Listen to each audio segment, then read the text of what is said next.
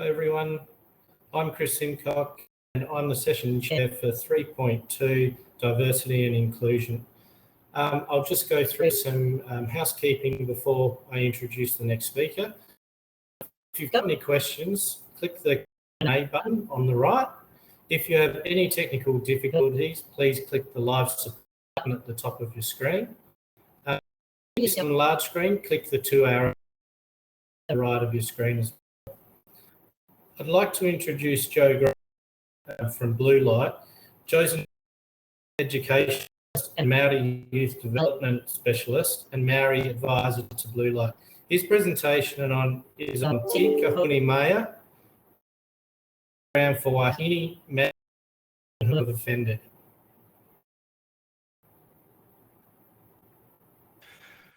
Kia ora koutou. A māku hei tuku atu ngā whakamoemiti ki te tātou kāinga a karakia. Karakia timatanga. A whitikia te aroha, whitikia te kotahitanga. Whitikia te whakapono me ngā ture. Whakamana a tātou tamariki a tātou taihui. Ākuna kia tika, ākuna kia mātou, ākuna kia marama. Tūhono ai ki te iwi ki te hāpori. Mahi ngātahi ai ki te hunga tautoko ki ngā whānau.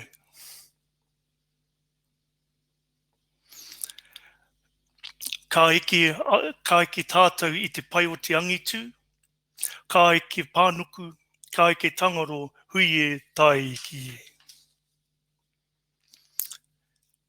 A tēnei mātua e rutu ne te nukuru o te whenua, ki te kapu i te hāngaranga tūpuna, a tēnā koutou mihi ana. A tēnā koutou e tai tata, e tai tawhiti, a nau mai, hara mai, piki mai.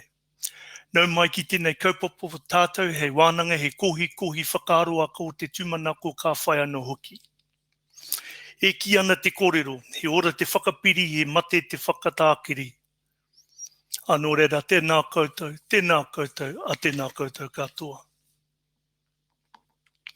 Anō kirikiri roa hau, ko taki tumu toku waka, ko mauao toku maunga, ko tauranga toku moanga, ko ngatirangi nui toku iwi, ko piri rākau taku hapu, ko pautu te rangi te marae, ko Joe Graham tōku ingoa.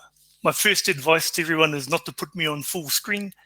My head's big enough as it is, so you can just keep me as I am. It's my privilege to be able to share with you all today about one of the initiatives that our amazing organisation that I work for, Blue Light New Zealand, has developed for our wahine or our kohine in Kirikiriroa in Hamilton. Just a brief overview around our organisation. Blue Light New Zealand is a youth charity that works in partnership with the police and other government agencies to deliver a whole range of youth programs and activities. Some of our main goals is to reduce the incidence of people becoming an offender or a victim of crime. So we're really, the goal is to be the fence at the top of the cliff, not the ambulance at the bottom of it. We encourage better relations between the police, the young people, and the parents in the community. So it's our privilege to be able to bring our whānau and our ngā pirihimana and our communities all together. Here are some of the programs that we offer across the country in New Zealand, and we also have connections to our cousins, our close cousins in Australia, with their international programs. So as you can see, there's a diverse range of different programs we offer. Te Kohine Maia. So Te Kohine Maia, the translation is around brave and capable girls. And the program that we designed is, Te Kohine was a female youth offender program run in Hamilton for young female youth offenders to help them get back on the right path. We're very intentional about the mahi that we do. We're here to care, not cure. Because part of our role is to be the mentor that works and stands alongside the young person in their whānau. The development of our program was in response to discussions with a number of agencies, with our partnership with the police, Oranga Tamariki, Ministry of Youth Development, Ministry of Social Development and also youth organisations in Hamilton, where there was identified as a lack of provision for our kōrero in the region. When I say that, there was a lack of provision for a program that was specifically designed for young girls. So what we did to help this out, we dedicated a team that was hired specifically for the program. And the team that was brought together, I like to call them the mini Avengers, were Māori women that have had experience and also knowledge in the youth space. Our program was aimed at 13 to 16-year-old girls. And in the development of the program, we actually designed a tikanga framework that wrapped this program around. And that's something that I'll go into now. What we call it's our waka journey. So a lot of our kōrero that come with us usually come with a few issues and few problems that have come through in their lives. So what we wanted to do was take the journey of a waka and translate that into some of the issues that our girls are going through. So the first one is pupuke ana te ngaro. Waves are like mountains. As our young girls were in their waka, they faced a lot of waves and that were really hard for their waka to get over. So what we wanted to do, and the program was help to really address these issues. Also, there was huka te wai. Their waves are confused. Their waka wasn't sure which way it needed to go, how to navigate it, how to steer it through some of these waves. And the last one is atiarohia taku waka. My vessel is hurling in circles. So by this time, by the time we met with our young girls, their waka had been smashed up and a lot of damage had been taken to their waka. So the first part of our journey that we take the girls on is what we call, it's the moving journey, and our first stage is moving in. So what we do is utanga mai o te waka, is that my waka is beached on shore. So we take the waka, take it off the shore in the moving in stage. Part of this stage for our waka journey is that it's a referral that we get from our young people, from our partners. And here's a bit of the journey that they go through. So part of the moving in part is all the gathering the information, connecting with the whānau. The first engagement is with our youth kaitiaki and their whānau and all the other different agencies that are in the waka at the moment. So we identify what are the issues, what are some of the goals that our kōrero wanted to achieve. And this is done in two places. Usually it depends how we get the referral. If it's through a family group conference, then that's our first connection with the whānau. But it's really important for our mentors or our kaitiaki to connect with the whānau without all the other agencies in the room. Then once we've got all the information, then an individual plan is developed for our kohine. And this is where we start to develop with the whānau who should be in this waka and who shouldn't be in the waka. So at this stage, we identify and work together on some of the people that will really support the waka and support the journey of our young kohine. So we identify some of the goals of where they need to be heading, where they need to go. Once this individualized plan is developed, then we work with the whānau and it's signed off by ourselves and whānau where appropriate, and all other organisations that have referred these young people, young girls. With the goal in this first stage of moving in is to get to puria ngā rua, herea ngā amo. So we're repairing the holes of the waka and we're relashing the outriggers. So if you're familiar with waka ama or working with waka, relashing the outriggers is ensuring that this boat is going to be seaworthy, the waka is going to be seaworthy, and it's strong enough to connect with all the different waves or the massive mountains that they might have to encounter in their time. So then we move to the next step, which is moving through. So this stage is maiangi te waka. We refloat the waka now that we've come up with a plan, and then we can get back in the waka and everyone's identified what their roles are to help our kōrero. At this stage, the young person We'll have consistent mentoring, scheduling from our kaitiaki, and basically our kaitiaki is right behind that person in their waka, helping steer, helping guide, but also allowing a young person to be comfortable in their waka and their new journey of where they need to head. So our moving through process is we're going to execute the plan that we've developed. The whānau and our kohine are along this plan together.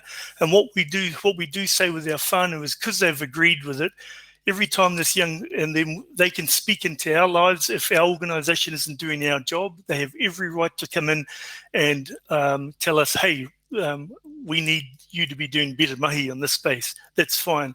But equally, we're able to go to the whānau, hey, you're not doing your part of this waka journey. So we expect you to help and support us as well. So all the support systems are in place with the goal of the moving through is hikine te hoi. Our young girl can lift up her hoi and now is ready to learn how to use her paddle. So she's given a hoi, and that hoi is taking on her new journey and all the goals that she intends to achieve, that she can start paddling and getting used to it and getting comfortable in her journey. The next stage of this is what we call the moving on. And we get to the stage of kia kaha te hoi, kia maia te hoi, kia aroha te hoi. I'm ready to lift my paddle with strength, bravery, and love. So once we get to the moving on stage, this is a stage where we believe that our young people are able to go to the next step of their journey or their waka journey.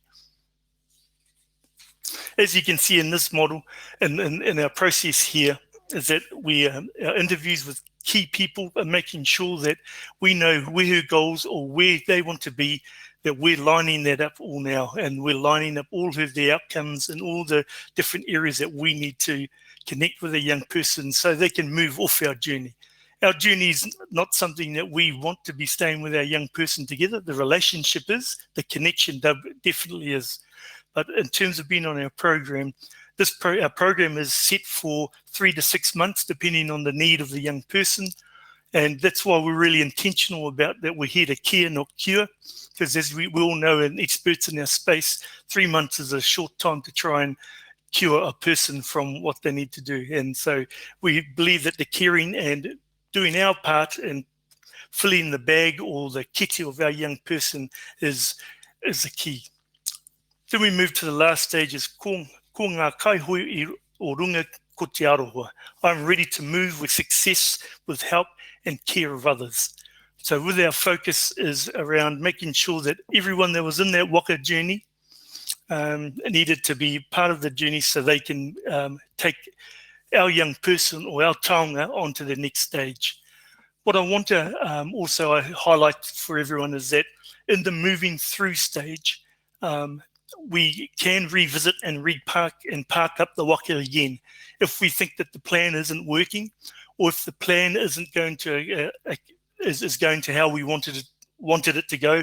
Then we park that waka up and then we repair the holes again, relash it, come up with a new journey. And that quite happens. It happens quite often with our young people and our young girls when we work with them. Cool. Our rangatahi stories. Here we have Moana. She's 16-year-old, multiple offences, common assault, shoplifting and assault, and police referred by Oranga Tamariki. Moana identified her goals as returning to education, gaining part-time employment, reducing substance abuse. Moana achieved a number of her goals since her time on Te Kohine Maia, opened a bank account, started a part-time job, moved into her own accommodation, set up following daily routines. She hasn't reoffended since she's been on the program, and her relationship with the police has changed and has a different perspective of the police now. Moana's journey with Te Kohine Maia has now ended, but her time with Blue Light has not, as we've been able to put her onto one of our other programs. The next person is Hine, a 14-year-old, burglary and assault, referred by Oranga Tamariki and the police. Hine identified her goals as returning to education, learning about whakapapa, attending counselling and becoming more confident. Hine has achieved the following goals: attends an alternative education program. Her attendance is 95%, which is awesome from someone that had been absent or not attending school for about 6 months. Attends weekly sessions with a counsellor and again has not reoffended. The time we've had with Hine, we are seeing her confidence grow. Hine has received one of the Blue Light Youth Champion Awards for the amazing effort she has put into ensuring she's reaching her goals. Hine now has aspirations to return to mainstream education and hopes to enter tertiary studies to study te reo. So these are two examples of kōtero or kohine that have come through our program and are successful. So i te mea, ko mutu o tātou kōrero whakahirihira. He pātai now. Questions from our anyone from our rōpū. Kia ora.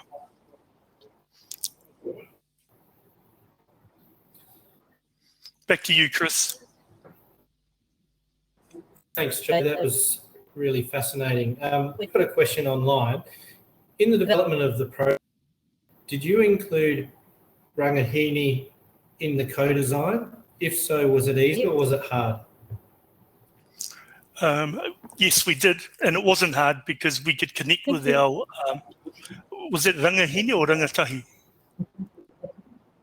Rangatahi, sorry. Yeah, yes, our rangatahi, we surveyed some of our rangatahi first to connect what kind of programs, and over the years of my experience working with our young girls, we found that they wanted people that looked like them, and a lot of the our youth whānau would know that looked like them, that could understand what they were on. So our mentors are both Māori women that have experienced a lot of this stuff. So yes, we did. And it was relatively easy because of the amount of programs we run across the country. We're able to access young rangatahi. Joe, what are some of the most challenging aspects of setting up this program? The first one was initially getting referrals for our young people. So we set it up with the idea that there was definitely a need, but then it was having to socialise and communicate with our different agencies around the programs ready to go. And so that was probably one of the most difficult aspects, was to get referrals and get people believing that this was a program that was going to work. So we did a number of presentations to our key stakeholders. That was community organisations, to the police and Oranga Tamariki. So we brought them together and did a presentation. So now that we've got that connection, we're finding referrals coming in with our young girls all the time. And what's the most rewarding part of the program? I think the most rewarding part is hearing from our mentors around the connection with the young girls and just seeing that the girls actually starting to believe in themselves again.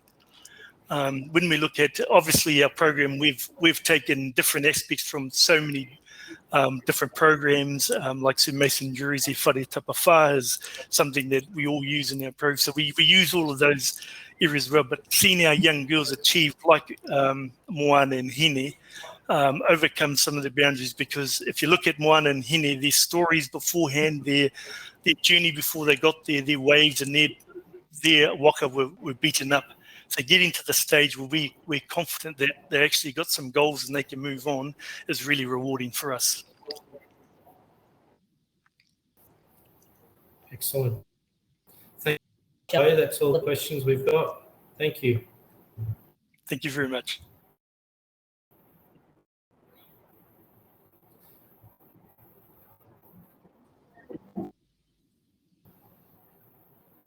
I'd now like to invite Naomi Fuamutu from the University of Auckland to present her presentation on Aiga, family in youth justice. Can you see that? From the south side.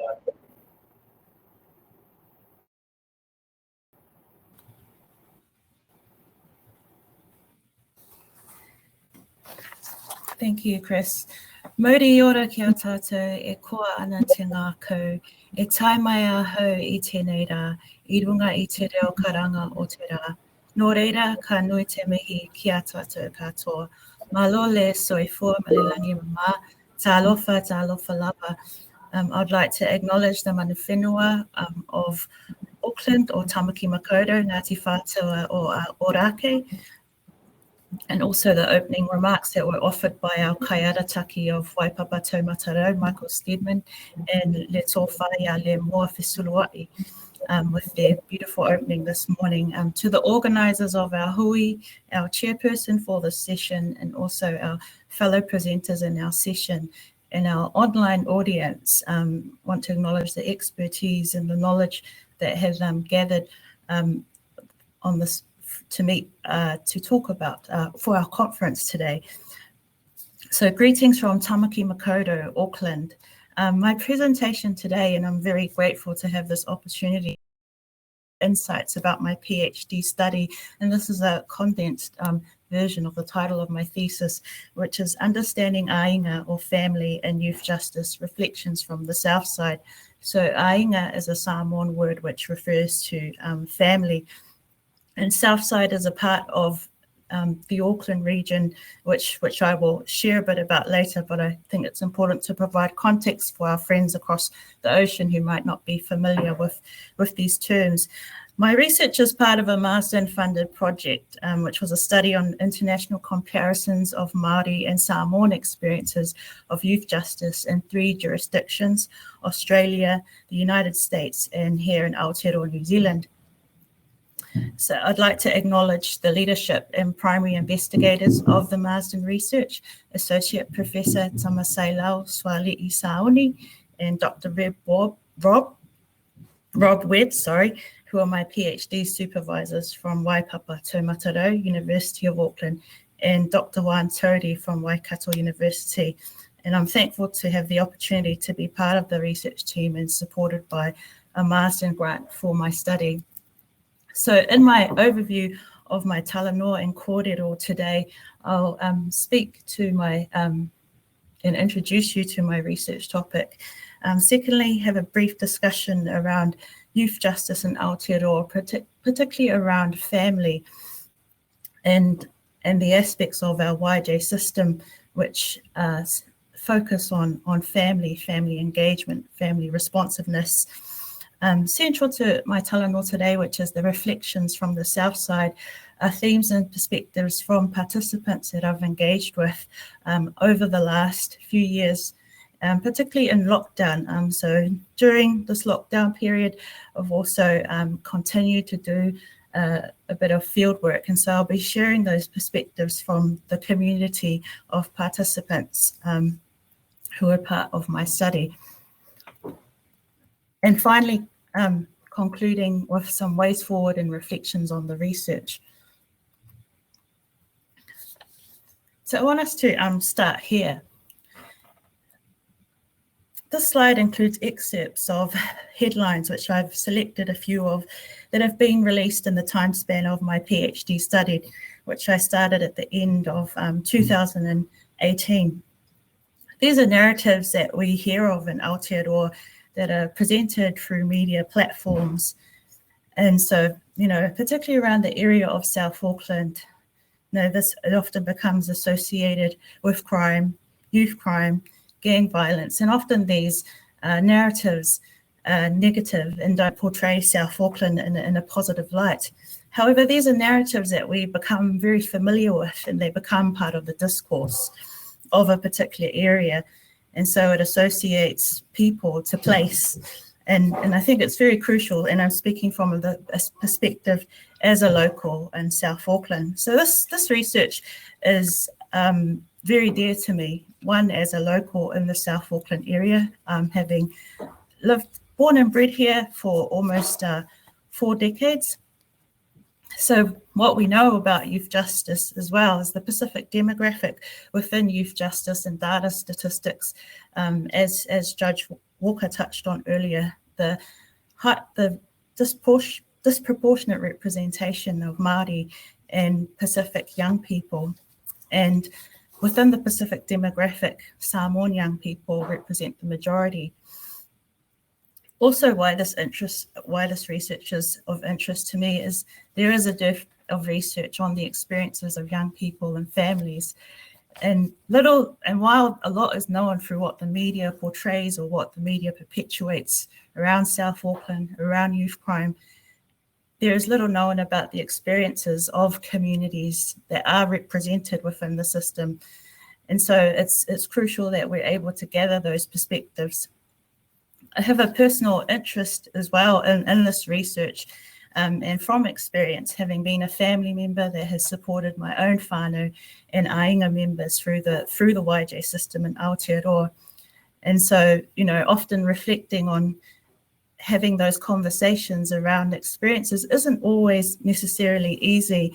I recall having a cousin go through the AYJC system many years ago, and even talking to participants over lockdown, sometimes these matters where we don't like to, there's a discomfort about talking and having talanoa and kōrero about the experiences of our people. So, we need to create safe spaces for our communities to come to be able to speak on their experiences.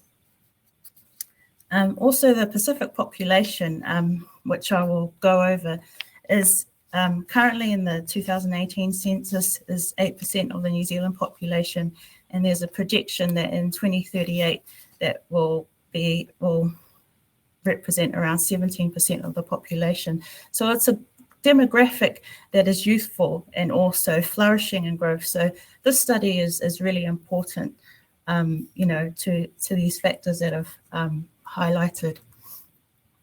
So an overview of my study, Understanding Aiga and Youth Justice, Reflections from the South Side. I started my doctorate at the end of 2018. And as I mentioned, it's part of a Marsden research project. And I was interested to look around the AYJC system, and particularly when we, and I'll draw on it on touch on it on the next section, is around family and Aiga. There's a lot of literature that talks about the New Zealand Aotearoa's responses being family-centric, responsive to families, inclusive of whānau. And so I was wanting to understand how responsive the AYJC system was to family, but more particularly to Samoan families. And the Samoan community is an ethnic minority in New Zealand. And part of my research as well, as I mentioned, engaged with participants or communities. And this was also part of the Marsden project as well. So there were three main cohorts in which I engaged with. So young people, Samoan young people who were no longer in the system and were 18 to 30 years of age. And the second cohort were family and Aiga members who had supported their young person or whānau member through the system. And the final cohort were youth justice practitioners. So youth justice practitioners could include professionals who may have been a part of state sector agencies or community groups that supported young people who have been through AYJC. And also another part of my participant inclusion in my study was the community whānau that I engaged with as part of the Marsden research through whānau in South Auckland and West Auckland. And why we focused on these two areas of Auckland was the high catchment of Pacific and Samoan population within these two areas of Auckland.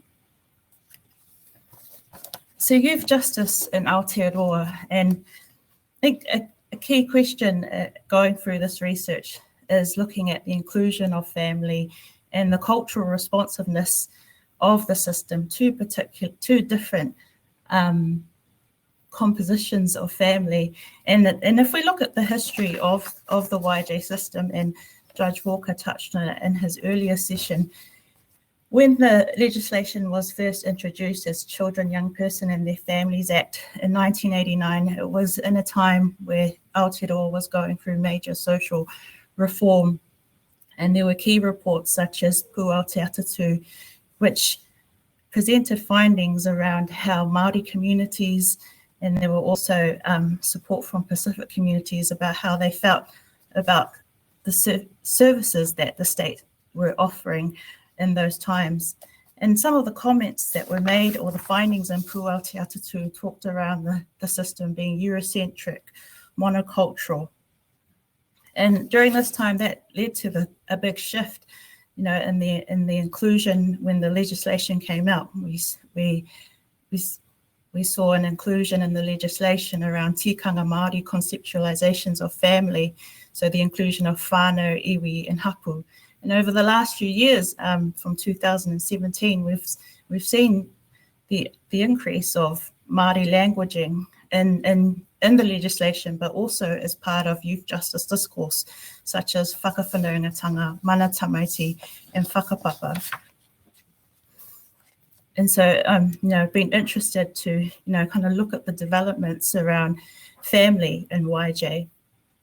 A lot of some of the key objectives with the inclusion of family and whānau into the legislation at the time and throughout the years was being able to address the behaviour of young people within the context of the family group, and also, you know, which led to the introduction of the family group conference.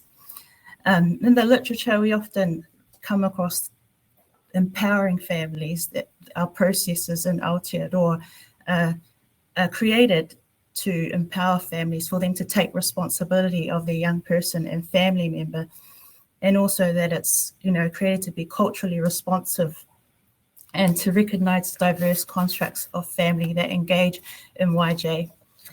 And so over the last few years as well, or within the last decade or 2 decades, we've seen, you know, cultural responsiveness approaches introduced, such as the courts, the Ngā Koti o Rangatahi, which was established in 2018, and the Pacific Youth Courts, established in 2010. So just a few points that I will share here in terms of YJ, youth justice in Aotearoa and Samoan young people, and how we are placed. So as I mentioned before, you know, the overrepresentation of Māori and Pacific young people, which has, you know, been part of the historical discourse of youth justice. It's you know, known to us that these communities do feature in high numbers. Some other points I will touch on, not all of them here, and it was highlighted before, but dislocation of our young people from culture and whaasamoa is you know, is becoming more evident. What we do know in the literature as well with Pacific youth, some scholars have commented on that the offences and charges of our young people are most likely violent in nature. What we are seeing more of now is the intergenerational involvement in the system. So if you've had a sibling, or an older sibling or a parent, the likelihood of you continuing that trajectory.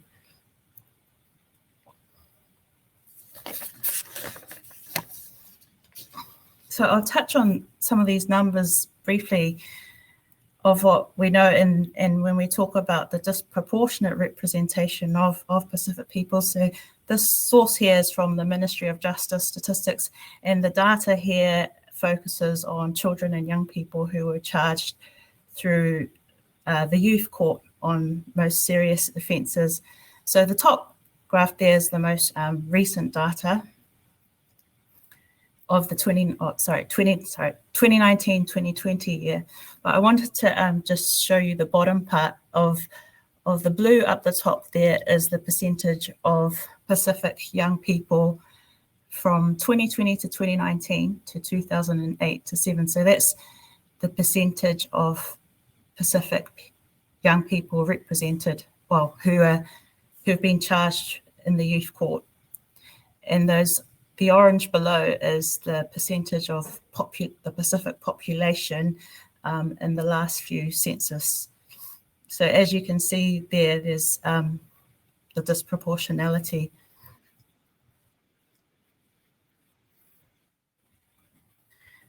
Okay, so I'm going to have to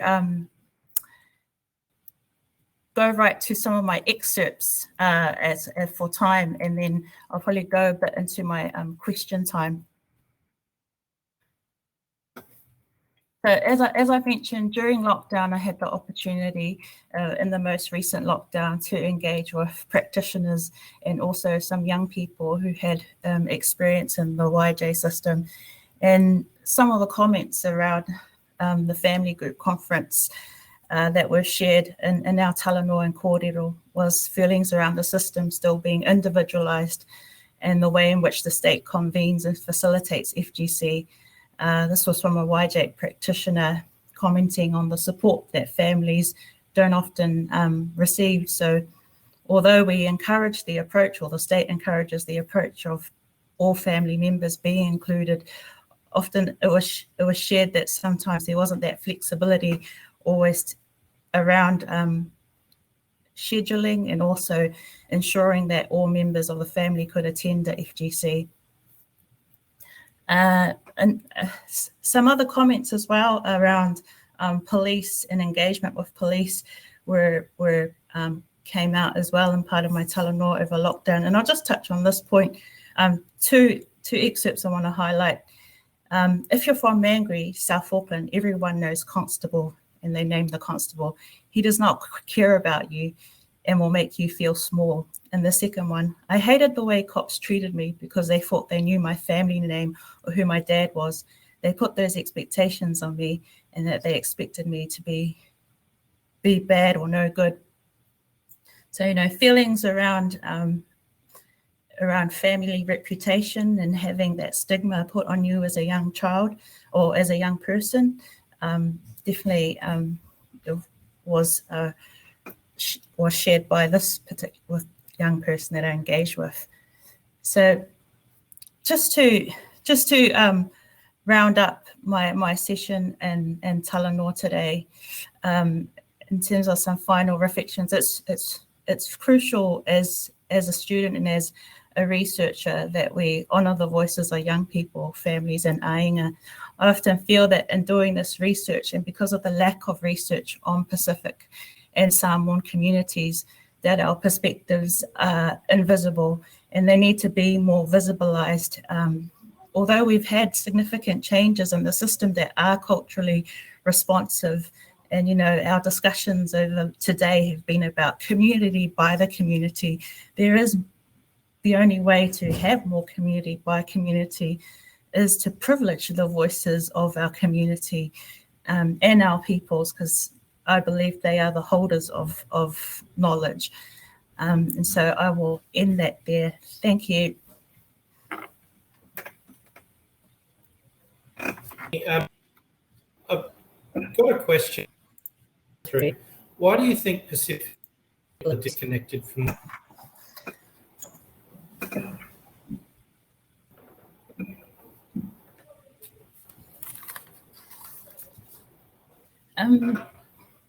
Well, there's a few reasons why you can be disconnected. I think the nature of Pacific families as well, growing up in Aotearoa, there are some families that no longer practice the language or speak Pacific language.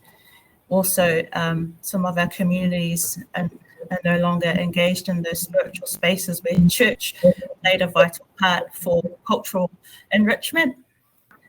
And so there is that disconnection there. But also, you know, we live in Aotearoa and a lot of our communities are immersed in dominant culture. And so that sometimes becomes the default culture that you know become immersed in, rather than your own, or being exposed to your own culture and heritage. That's some of my top of the mind answers.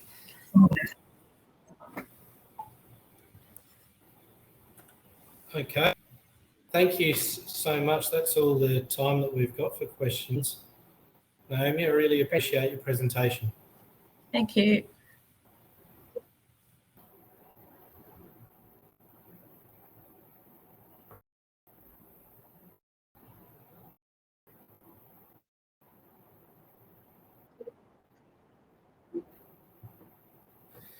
I'd now like to introduce Andrea Davidson from the Department of Justice and Community Safety. She's going to be a presentation on developing a service model to respond to hostile and violent behaviour in youth custody. So welcome, Andrea. Thank you very much. And I'd like to just start by thanking AYJC for the opportunity to present today on Victoria's development of an intensive intervention unit, and just step you through our approach to ensuring that we've drawn on the lived experience of staff and young people, in line with the conference's topic of for the community, by the community, and viewing our youth justice centres in Victoria as communities in and of themselves. Before I commence the presentation proper, I did just want to acknowledge the country on which I am presenting from today, the country of the Wiradjuri people of the Kulin Nation, which encompasses Melbourne's metropolitan areas and surrounds, which is the location at our Parkville Youth Justice Precinct of the Intensive Intervention Unit that we've established across the past 12 months. I'd also like to acknowledge and pay my respects to the many First Nations people that join us online today, and acknowledge the many custodians of the countries and lands that we come together from. Pay my respects to elders past, present and emerging across Australasia. So just to kick off and provide a bit of background as to this undertaking, you'll see here in the top left corner what's known as the review in Victorian Youth Justice, which is the Armitage-Oglov Review and Strategy, which was a comprehensive review that was conducted in 2017 following a period of significant challenges in Victoria's youth justice system. One of the recommendations from the review was made in recognition of the fact that there is a small cohort of young people within youth justice custody, or at the time particularly, that evidenced particularly challenging behaviours and caused disruption and really put threats against the safety and good order of the precinct. And in one of their recommendations, Armitage-Oglov really spoke to the fact that the current system did not have a well enough aligned intervention approach for this particular cohort, with the review itself really stepping through the need to consider the specific risks and needs of sub-cohorts within the broader, very complex youth justice custodial system. In terms of the steps that we took across the what ended up being end-to-end has been about a 2-year period. We engaged in a comprehensive problem analysis and co-design that I'll take you through briefly. We had our service model endorsed, and we recruited specialist staff. We looked to the referrals initially against some criteria that were developed, and provided some very targeted training to our staff. And then the primary focus of my presentation today will be around the 12-month action learning that was built into the service model to ensure that we were really able to comprehensively monitor the implementation, evaluate and refine our approach. And which brings us to the final 5th part of our journey, which is really where we're at now, which is to review and adjust our IIU service model to provide us the footing into the future with the preparation of our new Cherry Creek facility and a dedicated infrastructure, a dedicated unit for the IIU there. In terms of action learning, I guess the reason that I've focused on this element of the approach is the alignment with for the community and by the community, and really hoping to demonstrate to you action learning as a wonderful approach to really be able to drive an agile process that allows for staff and young people to focus on learning from the experience and really to be invested and privileged in the improvement of future practice. So to kick off with our step 1, the problem that we had to analyse here is a problem that's common amongst many custodial facilities across Australasian jurisdictions, but also around the world, which is really the problem that relates to a small number of young people that present with particularly challenging behaviours and are ultimately responsible for a disproportionate amount of disruptive behaviour within youth justice custodial environments.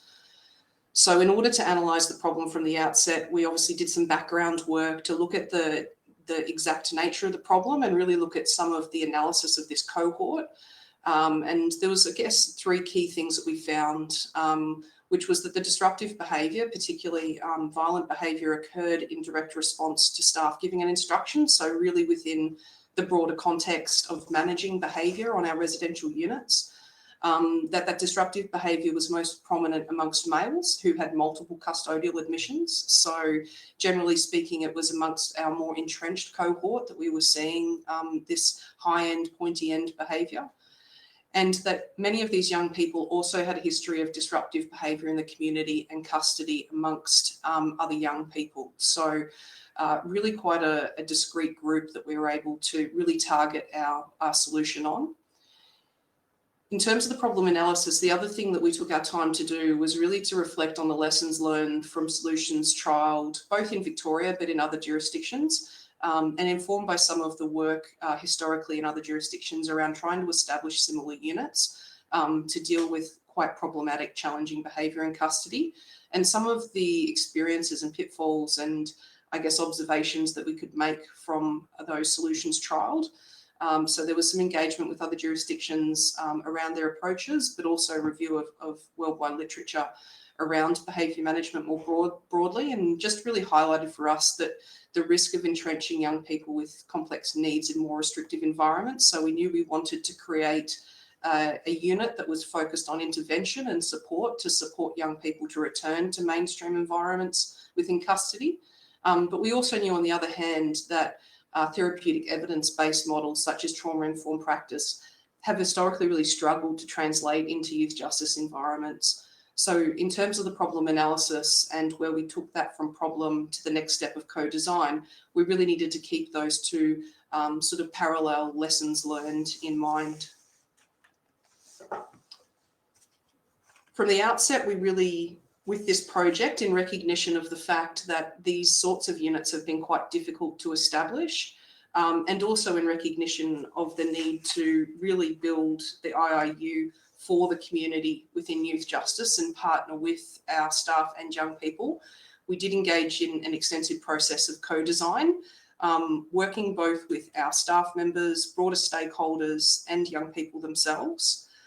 We really focused in our discussions with staff around what's needed and also sharing with our staff what works. So looking at the evidence base and really looking at staff's input as to what they felt was needed in that context of what works.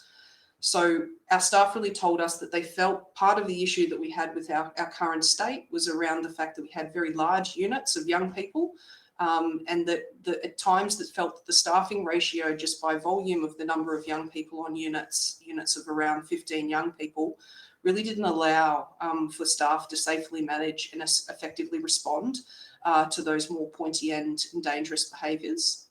Staff also felt that when those behaviours presented, that they felt like there was training required above and beyond what they had as our core youth justice worker training to be able to support them to understand and effectively respond to those behaviours.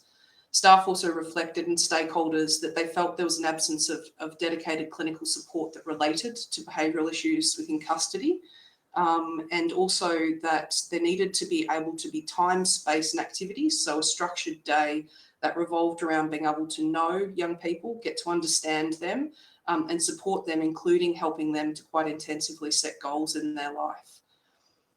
One final point that was made, and an important part of the unit, particularly to our staffing group, was knowing that the unit could be used in an emergency situation to manage young people after they had engaged in significant harm, or if they presented an immediate specific risk. So we were very cautious of ensuring that we weren't establishing a unit where a young person engaged in a particular incident or violent incident and was immediately transitioned into the unit. However, we also recognised that under certain circumstances, as a system, we did require a place where we could very safely and quickly move a young person to manage them where there was significant risk. In terms of the outcomes sought, we also spoke with young people about the establishment of the unit through our Youth Leadership Council and our Youth Congress, which we run in part with our school as well, and really sought to drive common outcomes. So outcomes that related to both staff and young people.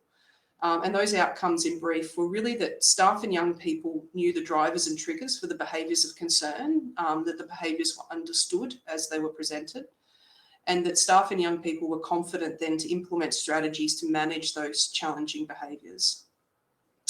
It was really important both to our staff and young people to ensure that a unit such as this didn't become a place of punishment, and it was really a place of rehabilitation where strengths and needs are identified, but also a very critical part and related to our broader youth justice custodial reform was the alignment to elements of restorative practice. So ensuring that whilst within the unit that young people were able to engage in a process of restorative practice and be supported to engage with those that they had perhaps harmed in the lead up to the entry into the unit as part of their intervention approach. Young people were then also keen to ensure that they were not only doing the work in the unit, but they were then supported in the transition out. And certainly that was relatable to our staff as well in terms of ensuring that we were not delivering a unit that had young people come in and not in a very considered way transition out and build the capacity of staff to then effectively work with those more challenging young people in mainstream units.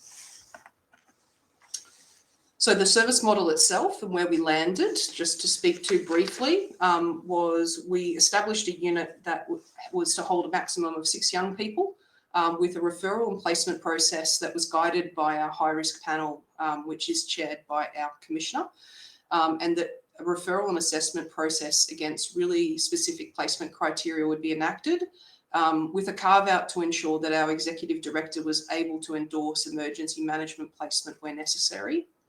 In order to ensure that young people didn't get stuck in the unit, and we were really targeted in our intervention and focused on transitioning a young person back to a mainstream unit to function safely and effectively, we did initially state quite clearly that the maximum stay would be of 8 weeks unless otherwise approved by the high-risk panel.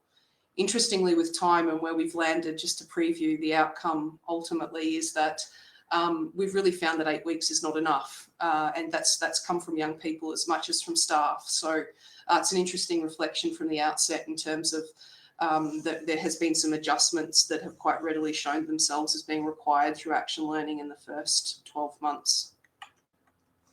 So that's a multidisciplinary staffing model that was established with a combination of specialist staff, so a senior behaviour support specialist really focused on doing behavioural assessments, functional behavioural assessments, also ensuring that behaviour support plans were put in place and that young people and staff were equally across those behaviour support plans and in agreement as to the establishment of the best sorts of strategies to manage and support young people with challenging behaviours. And then that was aligned with a primary clinician, which was a clinician embedded on the unit, and then a suite of operational staff.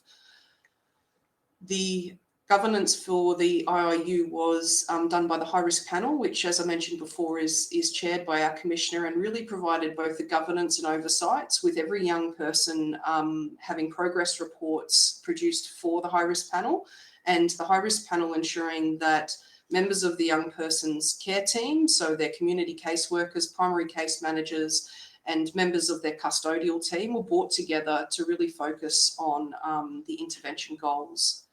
Our custodial reform team also provided our project management, in particular, really coordinated the more structured elements of our action learning. And all staff collectively, so the specialist staff and operational staff, were subject to the same professional development, which really focused on those areas of evidence-based practice. In terms of stepping out the phases of the IIU, you can just see here that really there was 4 distinct stages in terms of referral, our induction, our intervention, and then our handover back to a home unit. I guess the key to the intervention unit was around the establishment of this behaviour support plan and an intensive intervention plan, which really highlighted the young person's goals whilst they were there. But perhaps most importantly, and what carried throughout, was this transition plan, which really ensured that we were able to build the capacity, support and coach home unit staff through the experience of the IIU team as to how we could effectively reintegrate young people safely onto mainstream units and ensure that they were supported to function without resorting to previous episodes of violence. No worries. In terms of the approach, so it was very inclusive, including our full IIU team, who themselves weekly ensured that they were engaging in action learning through their practice meetings. It also saw us taking IIU staff offline, engaging in a very structured process around an action learning set with a dedicated protocol that really stepped through the different phases of the IIU. We also very importantly engaged our broader stakeholder team, more broadly in the youth justice sphere, but also our young people through our leadership councils, through our community meetings in the IIU that were held daily, and through perhaps one of the greatest achievements was the post-transition reflection, which was actually an action learning protocol that was facilitated by the IIU team themselves at the 12-month mark with all the young people who had been through the IIU during that time. In terms of the more dedicated sessions, so the sessions that were a structured protocol, this is just an example of the level of analysis and I guess an outline of the protocol is we would look at what was working well and key issues with a focus on this particular slide on the induction and assessment phase, taking the words and the language of staff and then engaging in this is an example of the transition phase, and then engaging in a structured thematic analysis. At the first 6-month mark, when we did this structured protocol, there was 4 key areas that we needed to focus on and that we made adjustments accordingly around roles and responsibilities, goal setting, perceptions, and meaningful program engagement. In terms of an example of the implementations and recommendations that came from those structured action learning sets, we were really able to identify, for example, the points where we really needed to tweak the service model to ensure that there was clarity around roles and the multidisciplinary function of the team, but also some really tasky elements. So like ensuring that we had the home unit itself involved very early in the goal setting with young people and ensuring that we had them involved throughout the time that young people were in the IIU. These are just some examples of some of the enhancements and resources that came out of those dedicated action learning sets with our staff and stakeholders. Here there is a service blueprint that ensures that everybody was very clear as to their roles and responsibilities, as well as a suite of documents and resources to support young people and staff. And then moving on very quickly to the voices, very importantly to the voices of young people at the 12-month mark, they really actively engaged in the process with our IIU team, reflecting on their time in the IIU with some beautiful quotes there from young people. And in particular, I think the voice that came very strongly through from young people was how much they learnt about themselves and how well connected and supported they felt by staff whilst they were in the unit, and how much they benefited from a very goal-setting, solutions-focused approach and a supportive approach to understanding and managing their own behaviours. Probably my favourite quote from this entire undertaking was, I think before I do things in a better way now, and when I make my mistakes, I'm better at picking up the pieces, you know, that restorative practice thing. So I think the fact that young people were actually able to very tangibly take the skills and were able to themselves input into the development of the unit ongoingly. And just over to questions now with some reflections in the background from our IIU team in terms of what they felt from a consolidated perspective were the learnings in action that they got from taking this approach.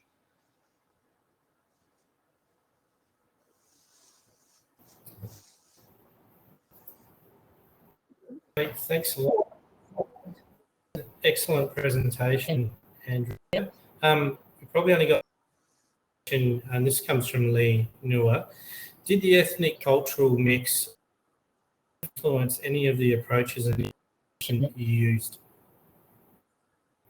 Yep, absolutely. So what we found was particularly that cultural safety within the unit was an important element to the unit. So we would build through our cultural team and their involvement, and our Aboriginal liaison team, we would build in their involvement, intervention plans and goal setting, ensuring that, for instance, we had one Aboriginal young man who really wanted to focus on a goal of being a strong Aboriginal man. And so stepping out through that intervention goal for him, what that meant and how we could use the unit to really intensively focus on his sense of identity around being a young Aboriginal man. Yeah. Excellent. Thank you so much, Andrea. No problems. Thank you. And that can